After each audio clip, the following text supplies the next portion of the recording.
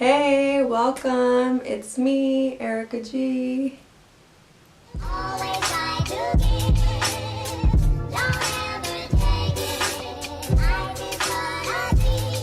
Today I want to talk to you guys about meditation. I've had many questions about meditation, so today I'll focus on more of a beginner's meditation tips and motivation. So if you haven't tried meditation, listen up. If you've tried meditation and it's been hard, or you seem to not be able to keep it consistent, I'll try to help out. I've personally found many hurdles since the first time that I ever meditated, so it's definitely going to be a journey, and that's why it's called a practice, meditation practice. It's something that you do constantly and you keep coming back to, and it's not always going to be the best. You're not always going to have a great meditation, and sometimes you might not want to meditate, or you'll have those hurdles. So hopefully my tips and the things that I have to share will help you and meet you at your journey. So first thing that I recommend for any beginner is picking a time and place. Choosing a time that you know you can commit to every day, or at least a couple times a week. So choosing a time that works for you, and that could be the morning, that could be nighttime, that could be during the day.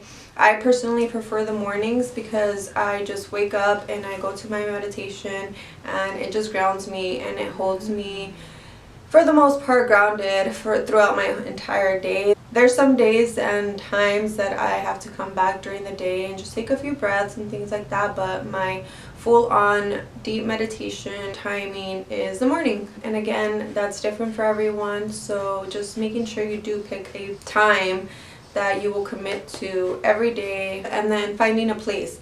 I suggest finding a place in your house, maybe a place outside that you're able to go to and sit, being unbothered for the whole entire time you're meditating.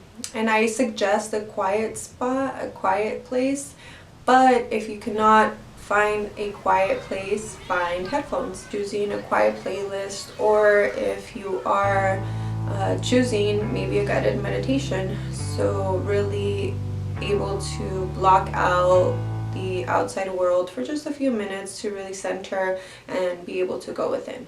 Number 2, setting the mood. It's so important to set your mood, to set the space and create a vibe. I usually encourage people to find a candle, find essential oils, light up some sage, or choose a scent that helps you and brings you those calm feelings and helps you go a little bit deeper into your meditation. These are your tools that are going to help you create the space, make the process easier, get grounded and go within. And the more you can help yourself, the better, especially when you're just starting. I know I found it very hard to be able to sit for long periods of time, or to even get there, to really let go of my thoughts and let go of the feelings and let go of everything that I'm carrying. It's hard. So I encourage you to use all the tools possible. Number 3, I suggest breath work. Starting with breath work. Breath work is such a powerful tool to be able to find this stillness within and this focus within into the present moment. I think the hardest part for anyone trying meditation is quieting the mind and being still and focusing in on the body. If you can learn certain breathing techniques, whether it's 1, whether it's 2, and just focus and commit to breath work and focusing in on the breath, meditating will be so much easier. Mantras, I feel, are also a powerful tool to bring you into that present moment and to help you quiet your mind. Just repeating that mantra over and over and really invoking intention, invoking feelings helps quiet the mind and quiet any thoughts. And it can happen anyways, that you might be saying a mantra, you might be doing the breath work, and you still get those thoughts. And that's okay. That's okay too. And that's why it's called a practice, and that's why we just keep at it every day. Not every day is going to be perfect, but I promise you that you will see benefits in yourself, in the world around you, the world within you. And once you see those benefits and you feel them, you will know that you just have to keep coming back and keep trying and take the steps, and it will help. Number 4, I always suggest using a timer. I remember when I first started meditating, I found myself constantly thinking like, what time is it, or how long have I been here? I would just kind of still be like waiting for it to be over, or these other feelings that may arise.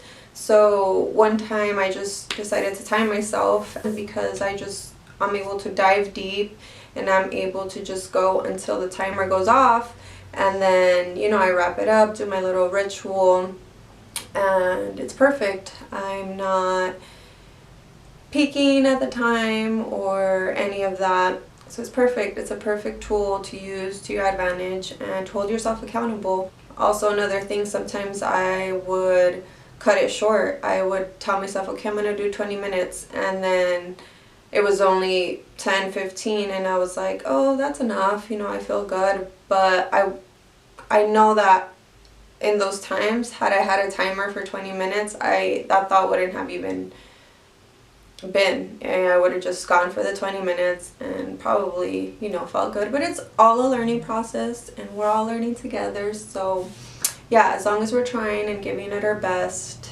we're good. Lastly, start small.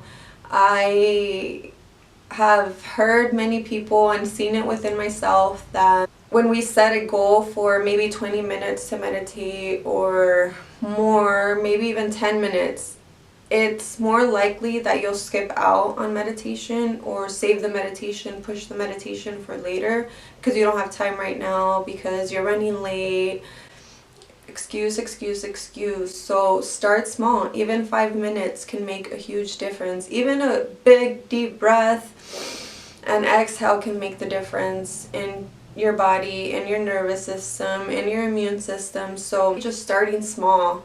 Give yourself 5 minutes of your day to meditate, to come in, to breathe, to invoke those feelings. Give yourself a mantra. Just sit with yourself. Find stillness. Try to relax. Find 5 minutes, and then maybe you can increase 2 minutes, so on and so forth.